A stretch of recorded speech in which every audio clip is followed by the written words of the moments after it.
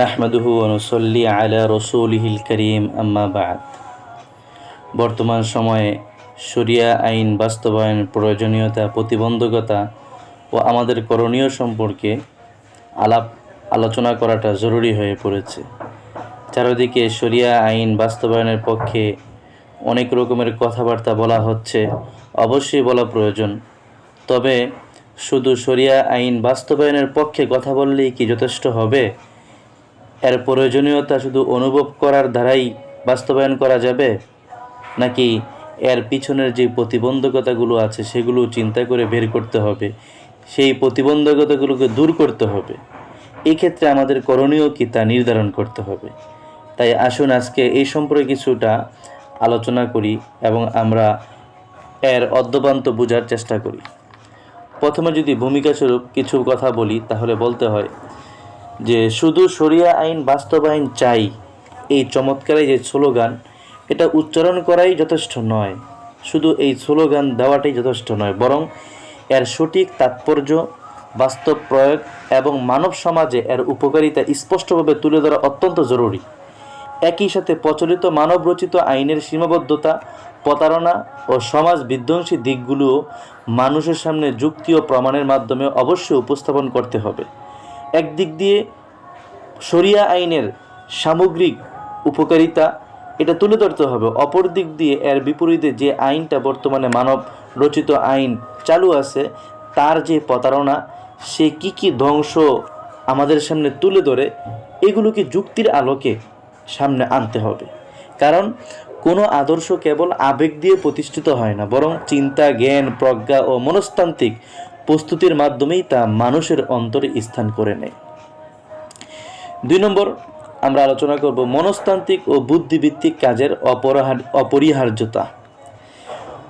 বর্তমান সময়ে কেন শরিয়া আইন বাস্তবায়ন করতে হলে আগে এর জন্য মনস্তান্ত্রিক ও বুদ্ধিভিত্তিক কাজ করা জরুরি, এটা আমাদের বুঝতে হবে। এর জন্য আমরা বলতে পারি যে বর্তমান প্রজন্ম এমন এক পরিবেশে বেড়ে উঠছে যেখানে ইসলাম সম্পর্কে তাদের প্রথম পরিচয়ই হয় বিকৃত, প্রশ্নবিদ্ধ বা নেতিবাচক উপস্থাপনার মাধ্যমে। ইসলামকে তারা সুন্দর, আকর্ষণীয়, ইসলামের মূল ভাবটাকে তারা প্রথমে পায় না, প্রথমে পায় বিকৃত রূপটাকে।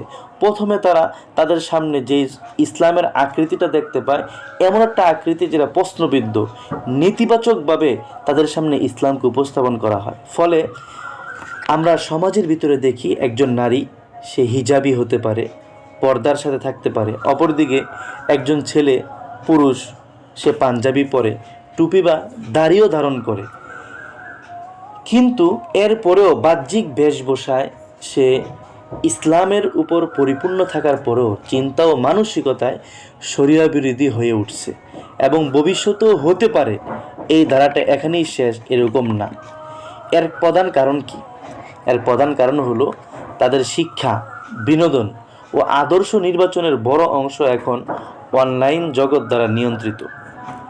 সেখানে ইসলাম বিদ্বেষী ব্যক্তি, চিন্তা ও সংস্কৃতিকে প্রগতিশীলতা নামে উপস্থাপন করা হয়। ধীরে ধীরে তরুণদের প্রথম আইডল হয়ে ওঠে এমন কেউ যে ইসলামের মৌলিক মূল্যবোধের বিরোধী। তো এই জায়গায় আমাকে যেই প্রজন্মের সামনে আমি শরিয়ার বাস্তবায়ন চাই, শরিয়ার আইনের বাস্তব প্রয়োগ করতে চাই, ওই প্রজন্মকে আগে তাদের মনস্তান্ত্রিক অবস্থাকে পরিষ্কার এবং পবিত্র করে তাদেরকে বের করে আনতে হবে। তাদের যেই বিকৃত অবস্থা, তারা যে ইসলামের মৌলিক মূল্যবোধের বিপরীত স্রোতের দিকে ধাবিত, ওই দিকটা থেকে তাদেরকে যৌক্তিকভাবে এবং মনস্তান্ত্রিকভাবে বুদ্ধিভিত্তিক কাজের মাধ্যমে তাদেরকে আগে বের করে আনতে হবে ওই জায়গা থেকে। এটা হলো প্রথম কাজ। 3 নম্বর আমরা আলোচনা যদি করি, তাহলে 3 নম্বর আমরা আলোচনা করতে পারি যে ভাইরাল সংস্কৃতি ও ইসলাম বিদ্বেষ। এটা একটা গুরুত্বপূর্ণ বিষয় যে বর্তমান সমাজের জনপ্রিয়তা যেন অনেকের কাছে জীবনের প্রধান লক্ষ্য। এর জন্য মানুষ যে কোনো কিছু করতে প্রস্তুত।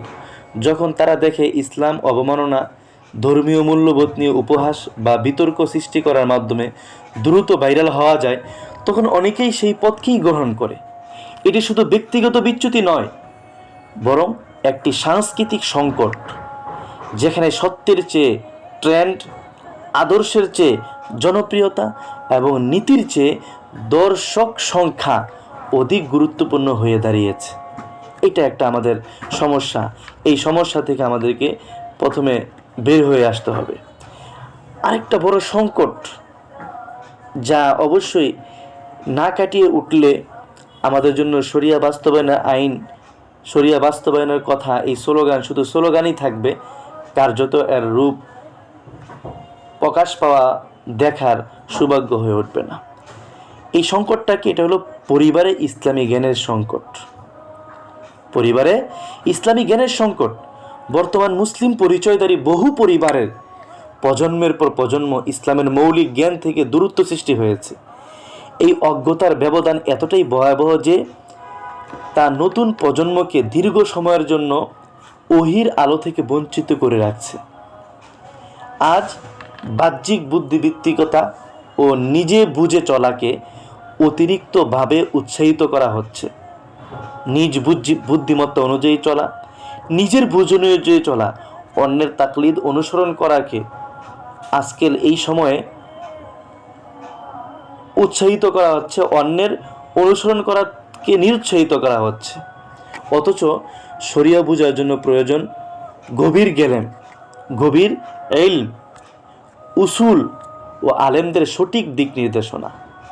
এক্ষেত্রে যদি আমি বলি যে এই যে অসঙ্গতিপূর্ণ কাজ, যার দ্বারা মানুষকে বিভ্রান্তির দিকে ঠেলে দেওয়া হচ্ছে, এক পর্যায়ে দিন ও ইসলাম থেকে বের হয়ে মুরতাদ পর্যন্ত হয়ে যাওয়ার প্রবল আশঙ্কা হচ্ছে এই ক্ষেত্রে যাদের অবদান, যাদের কার্যক্রমের অবস্থান বেশি, তারা হলো গাইরে মুকাল্লিদ চিন্তার প্রচারক এবং ইসলামের নামে বিভ্রান্তিকর রাজনৈতিক স্লোগান দাতারাও বড় ভূমিকা রাখছে।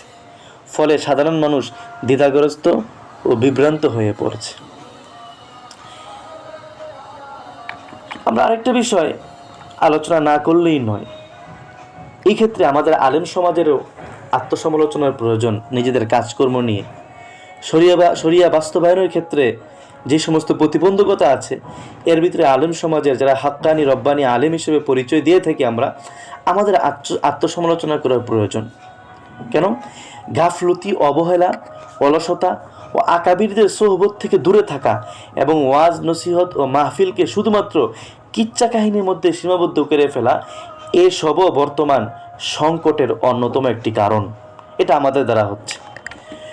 মানুষ এখন বাস্তবসম্মত দিক নির্দেশনা, চিন্তার খোরাক ও যুবী উপস্থাপনা চায়, অথচ অনেক ক্ষেত্রেই আমরা তাদের প্রকৃত প্রশ্ন, সংশয় ও মানসিক সংকট নিয়ে যথেষ্ট কাজ করছি না। এটা আমাদের দায়িত্ব ছিল আলেম সমাজের, কিন্তু এই থেকে আমরা অনেকটা উদাসীন। ব্যক্তিকেন্দ্রিক কাজ, দলভিত্তিক কাজ, এই সমস্ত কাজে আমরা পড়ে আছি। অপরদিকে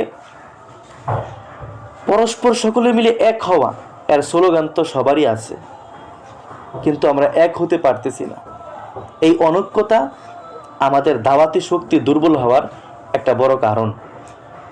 দাওয়াতি শক্তিকে দুর্বল থেকে উঠে সবল করার জন্য, আমাদের চিন্তা চেতনাকে সমাজের মধ্যে প্রতিষ্ঠিত করার জন্য অনৈক্যতা দূর করতে হবে। এর জন্য ঐক্যের ডাক দেওয়া সত্ত্বেও যখন মুসলিম সমাজের নেতৃত্ব নিজেদের মধ্যে ঐক্যবদ্ধ হতে ব্যর্থ হয়, তখন সাধারণ মানুষের হৃদয়ে আলেমদের মর্যাদা ক্ষতিগ্রস্ত হয়।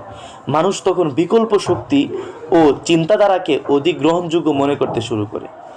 ঐক্য কেবল মুখের স্লোগান নয়, বরং তা আচরণ, সহযোগিতা ও পারস্পরিক শ্রদ্ধার মাধ্যমে বাস্তবায়িত হয়। ঐক্য শুধু স্লোগানের ভিতরে সীমাবদ্ধ থাকলে হবে না, এটা আচরণ, সহযোগিতা, পারস্পরিক শ্রদ্ধার মাধ্যমে এর বাস্তবায়ন হয়। এটা করতে হবে। এক্ষেত্রে আমরা ব্যর্থ হয়ে আছি। আরেকটা হলো যুগের ভাষা বোঝার প্রয়োজন। শরীয়তের বিষয়গুলোকে যুগের ভাষা বুঝে সেই অনুযায়ী উপস্থাপন করতে হবে। কারণ প্রত্যেক যুগের একটি ভাষা, উপস্থাপনা ও মানসিকতা থাকে। বর্তমান যুগ প্রযুক্তি, মিডিয়া ও তথ্য প্রবাহের যুগ। এই যুগের ভাষা বুঝতে ব্যর্থ হওয়া দাওয়াতি ব্যর্থতার অন্যতম কারণ। আজকের তরুণদের কাছে পৌঁছাতে হলে তাদের মানসিক জগৎ, প্রশ্ন, সংস্কৃতি ও যোগাযোগের মাধ্যম বুঝতে হবে। শুধু পুরনো পদ্ধতিতে সীমাবদ্ধ থাকলে প্রভাব তৈরি করা কঠিন হয়ে যাবে। এই জন্য যুগের ভাষা বুঝে সেই অনুযায়ী প্রত্যেকটা ক্ষেত্রে ব্যবস্থাপনা নিতে হবে, ব্যাপকভাবে এর কাজ করতে হবে।